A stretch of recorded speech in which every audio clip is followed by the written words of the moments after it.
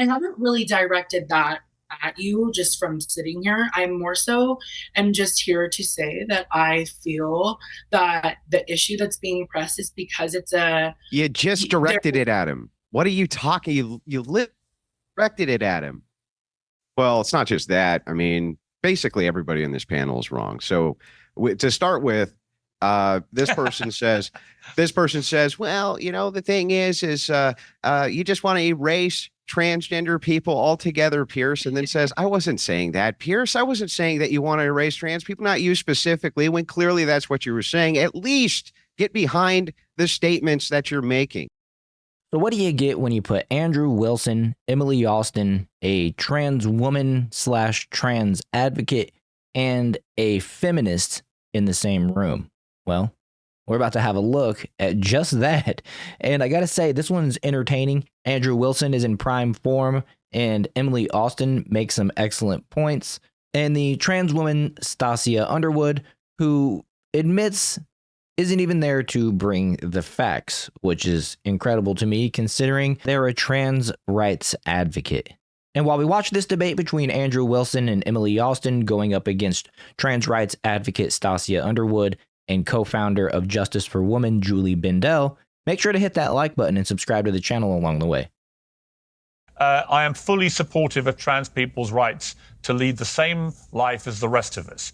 However, and it's a big however, when it erodes, when the battle for trans rights to fairness, equality in particular, but also safety, when that erodes clearly women's rights to fairness and equality and safety, I have a big problem with that. And no place is this more glaring than in the sporting arena, where you see time and again now biological men who identify as trans, who were pretty unsuccessful competing against other biological men, and suddenly they're winning against women or taking Olympic places from women, etc., etc. And I think the UN came up with nearly 900. I mean, John Oliver tried to ridicule this, but nearly 900 medals around the world, I think in the last year, went to trans athletes in women's sport. This cannot be right. It's not fair. It's not equal. As we saw in the Paris Olympics, in the boxing ring, where you had boxers competing who were banned from the World Championships because they had reportedly male chromosomes, and you had women boxers quitting after 40 seconds because they'd never been hit so hard, genuinely fearing they might get killed in the ring. When it comes to this, we are now reaching, to me, not just an unfair and unequal place in this debate, but a dangerous place in this debate. What do you say to that? I think it's difficult. I think that there's a lot of emphasis being put on trans people in sports specifically. I made it very clear, like, I am not here to spit facts or spew anything in terms of like statistics or anything like that. I have my lived experience as a trans person. I feel that there's so much attention being put on to this specific subject because what you guys really want underlying is the eradication of trans people and them to not be involved in any system. No, you see there, look, Stacia, that is the dumbest argument I've ever heard in my life. Right, it's ludicrous. Where have you got that from? Where is anything I have ever said? To speak out for others. I'm more so referring to honestly. I have seen certain things that you've said in other interviews, Piers, with like my friend Blossom and other trans individuals. Yeah. I just feel that the emphasis that is being put And what was transphobic? What have I ever said that could be remotely construed as transphobic or trans-hating or wanting to get rid of trans people? Ever. I challenge you right now. Tell me. I haven't really directed that at you just from sitting here. I'm more so am just here to say that I feel that the issue that's being pressed is because it's a... You just directed it at him. What are you talking? You directed it at him. I think that the issue that is being put on trans athletes is a way to eradicate trans people. But this is With respect, this Piers, is can I ridiculous. interject for a moment?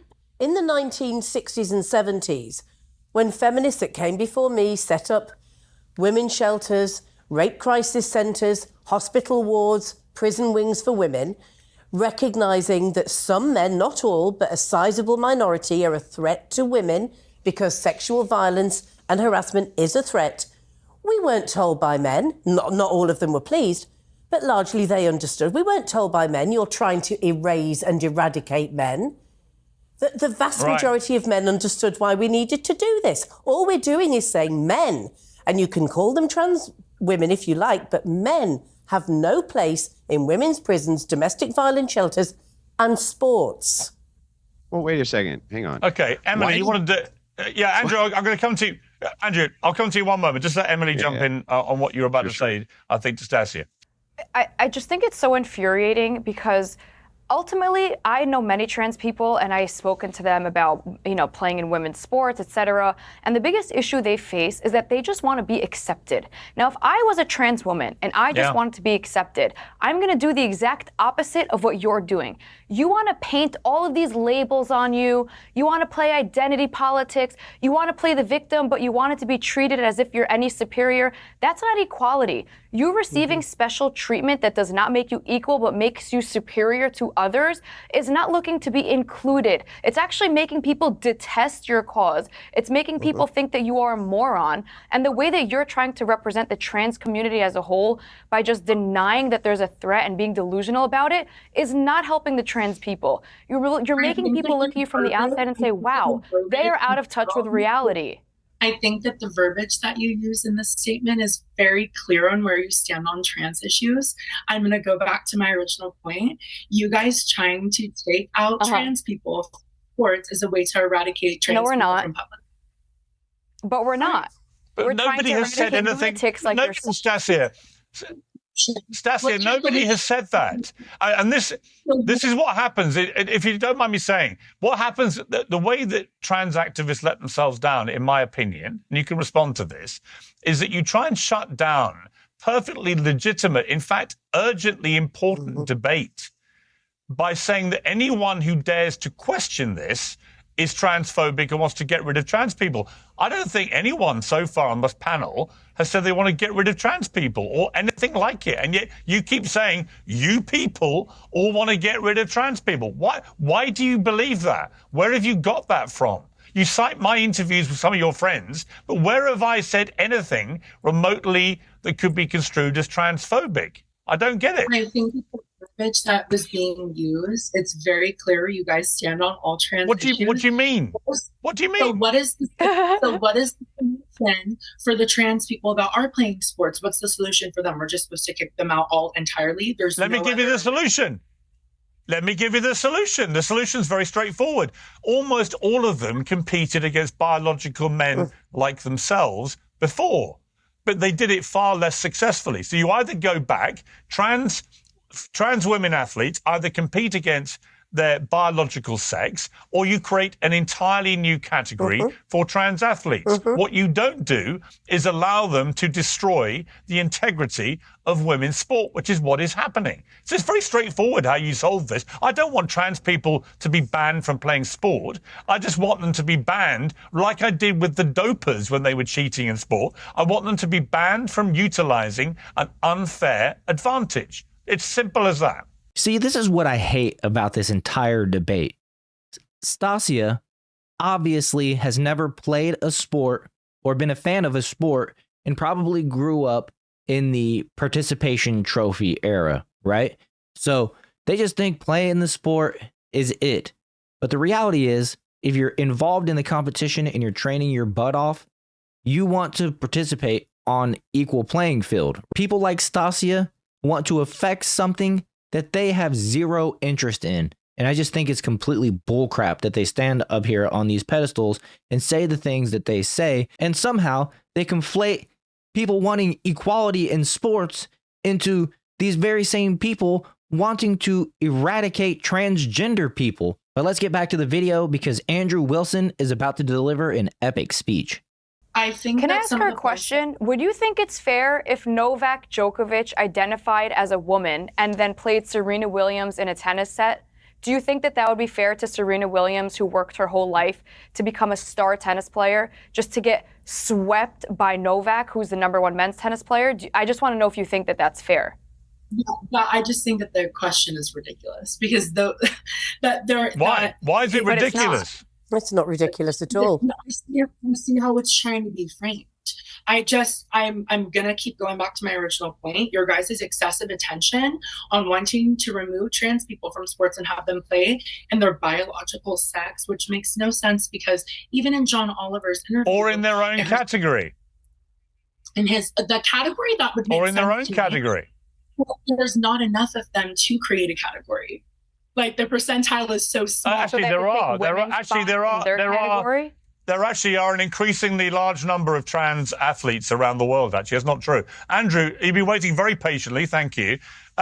This seems to me, this whole debate so far highlights the way this debate has been framed now for years, which is that any attempt to question what is obviously grotesquely unfair and unequal and indeed unsafe is branded transphobic, even when there's no evidence to suggest that the people saying it are transphobic. Well, it's not just that. I mean, basically everybody in this panel is wrong. So to start with, this person says, well, the thing is you just want to erase transgender people altogether, Piers, and then says, I wasn't saying that, Piers. I wasn't saying that you want to erase trans people, not you specifically, when clearly that's what you were saying. At least get behind the statements that you're making. The TERF starts out by saying, well, I've been here reinforcing women's rights this entire time, right? And then the TERF says, right on top of that, but poker's very misogynistic. She can't wait to dunk on men. Very first thing she does is dunk on men in order to somehow elevate women, right? You're all insane. The truth is that the only reason that this happens to begin with is because women vote for it. They vote for it. They vote blue. They vote left. They vote in the same politicians who get behind all of this stuff. You're the deciding vote, right? And you have empowered women to do that as much as possible for the political process to do that. All of you are responsible for this. Every last one of you. Really glad that you're so passionate. as well. Yeah. Leave me out of this one. I'm good. Well, we'll see. Well, not just what Andrew kept saying. All of you. Do you include Emily, Andrew, or not?